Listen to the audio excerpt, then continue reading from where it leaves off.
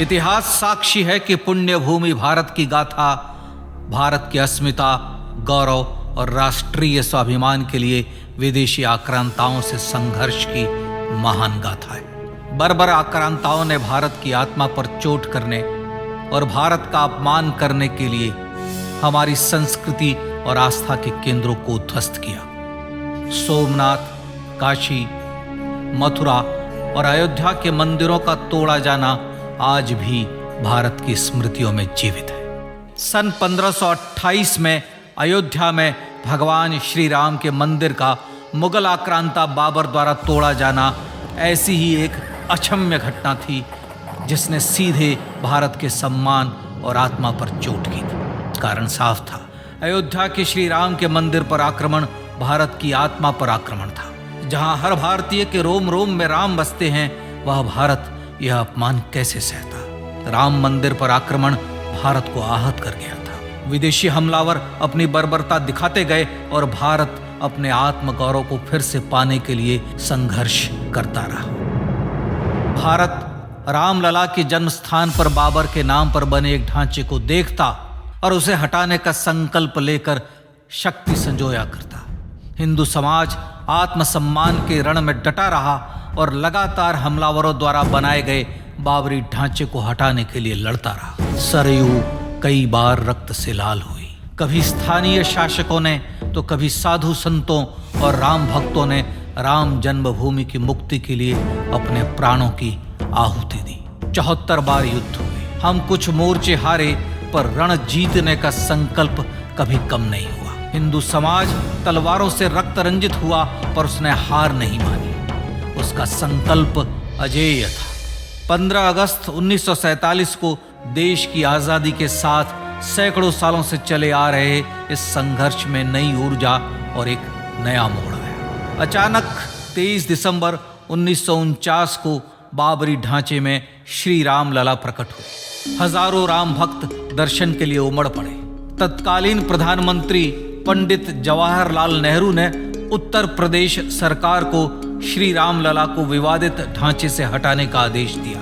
उत्तर प्रदेश सरकार ने अयोध्या के कलेक्टर को यह काम दिया और यह निर्देश भी कि जरूरत पड़ने पर वे बल का प्रयोग भी करें। अयोध्या के कलेक्टर ने सरकार को उत्तर दिया कि यह नरसंहार के बिना संभव नहीं है, और फिर भी वह ऐसा चाहती है तो किसी दूसरे कलेक्टर से यह काम करवा ले। परिणाम स्वरूप रामलला की मूर्ति वहीं विराजमान रही। विवादित ढांचे को बंद कर दिया गया।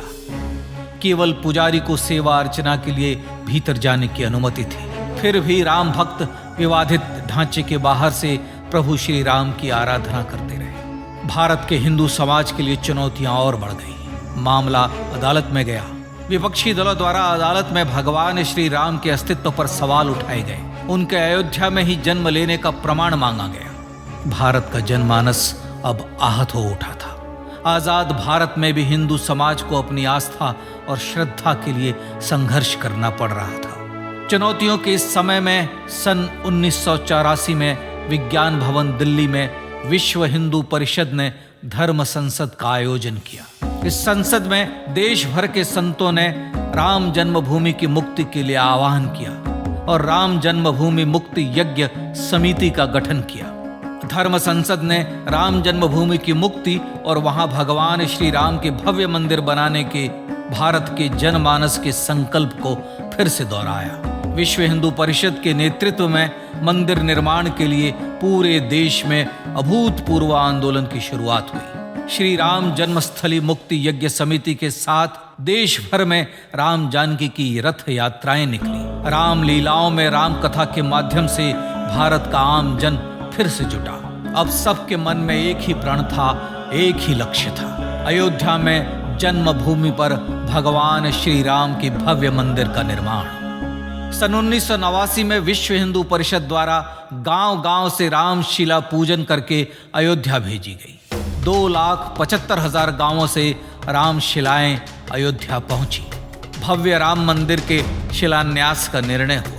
पूज्य संत महात्माओं और हिंदू समाज के अन्य प्रमुख नेताओं के निर्णय के अनुसार अनुसूचित जाति के प्रमुख नेता श्री कामेश्वर चौपाल ने 9 नवंबर 1989 को मंदिर निर्माण का पहला पत्थर रखा।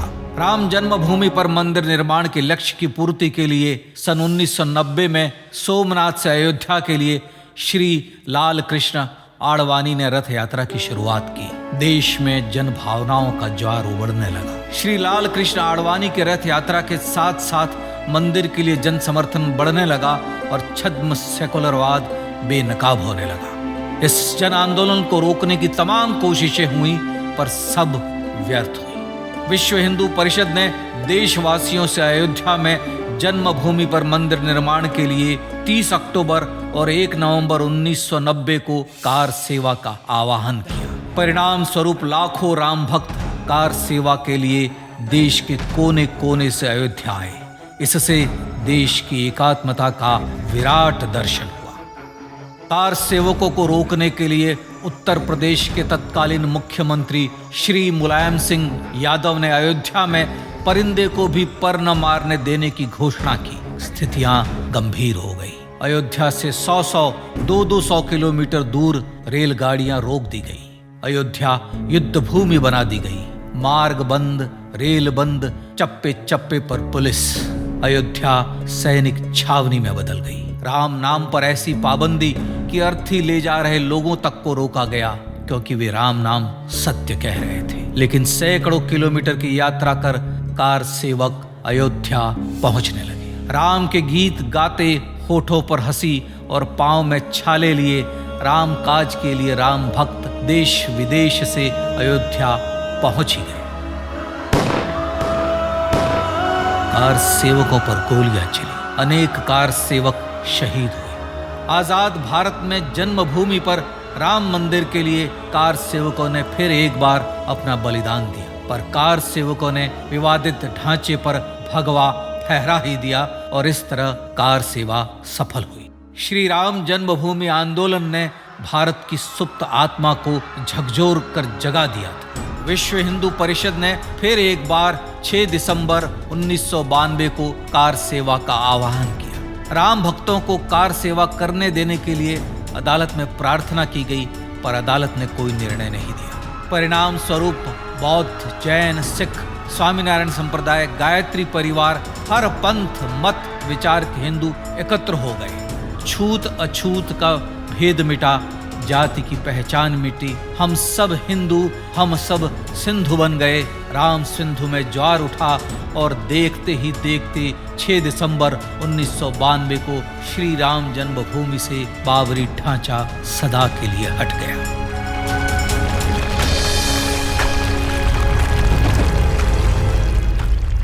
यह क्षण शौर्य, न्याय और सत्यमेव जयते का क्षण था। यह तो धर्मस्ततो जय का क्षण था। पर संघर्ष की गाथा यहां जाकर भी नहीं रुकी। छद्म सेकुलरवादियों द्वारा भारत और भगवान श्री राम के इतिहास को झुठलाने के लिए अदालतों में चुनौतियों का सिलसिला चलता रहा, जो 1950 से चल रहा था। हिंदू सिखों के बीच से गुजरते हुए भगवान श्री राम का दर्शन करने के लिए विवश थे। यह स्थिति थी आजाद भारत में श्री राम और राम भक्तों की। पर सत्य को तो जीतना ही था। आखिरकार देश के सर्वोच्च न्यायालय के 5 जजों की खंडपीठ ने 9 नवंबर 2019 को ऐतिहासिक निर्णय दिया और यह कहा कि अयोध्या जन्मभूमि परिसर की पूरी 67 एकड़ भूमि रामलला की, और न्यायालय ने भारत सरकार को जन्मभूमि पर मंदिर बनाने के लिए एक ट्रस्ट बनाने का आदेश दिया। सर्वोच्च न्यायालय के आदेश के अनुसार भारत सरकार ने 5 फरवरी 2020 को श्री राम जन्मभूमि तीर्थ क्षेत्र नाम के ट्रस्ट का गठन किया और राम जन्मभूमि न्यास की भूमि जो सरकार द्वारा अधिग्रहित की गई थी उसे ही नवनिर्मित न्यास को वापस दे दिया गया।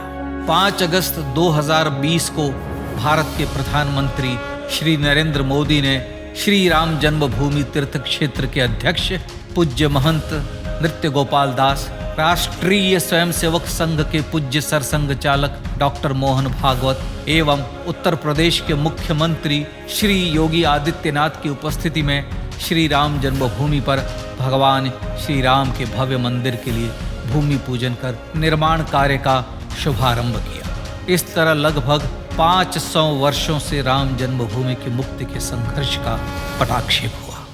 अपने आत्मसम्मान और राष्ट्रीय अस्मिता के लिए इतना लंबा संघर्ष विश्व के इतिहास में बेजोड़ है। श्री राम भारत की आत्मा, भारत की परिभाषा, हमारे राष्ट्रीय आदर्शों और जीवन मूल्यों के प्रतिनिधि मर्यादा पुरुषोत्तम हैं, जो हर हिंदू के होठों पर जन्म से मृत्यु तक रहे। बस यही हर हृदय में प्रार्थना होती है। राम भारतीय राष्ट्रीय स्वाभिमान और आसेतु हिमालय से समुद्र पर्यंत तक जन जन को एकात्मता के बंधन में बांधने वाले रक्षा सूत्र हैं। अयोध्या स्थित श्री राम जन्मभूमि पर बाबर का हमला वास्तव में भारत के स्वाभिमान और राष्ट्रीयता पर हमला था। प्रधानमंत्री श्री नरेंद्र मोदी द्वारा श्री राम जन्मभूमि पर राम मंदिर का पुनः निर्माण न केवल बाबरी मानसिकता का पराभव है, बल्कि संपन्न, सुखी, सुसंस्कृत, सर्वशक्ति संपन्न स्वराष्ट्र का सूर्योदय भी है। यह उस राम राज्य की दिशा में वह कदम है जिसकी अभिलाषा राजराजेंद्र चोल, कृष्णदेव राय, छत्रपति शिवाजी महाराज से लेकर महात्मा गांधी तक ने की थी। अयोध्या में जन्मभूमि पर भगवान श्री राम का मंदिर न सिर्फ राष्ट्रीय गौरव होगा, बल्कि वह श्री राम के आदर्शों का राष्ट्र मंदिर होगा। अब वह महान संकल्प पूरा होने जा रहा है। आइए इस राम यज्ञ, राष्ट्र यज्ञ में जिन ज्ञात और अज्ञात भारतीयों ने अपनी आत्माहुति दी है, उनका पुण्य स्मरण कर उन्हें श्रद्धांजलि दें।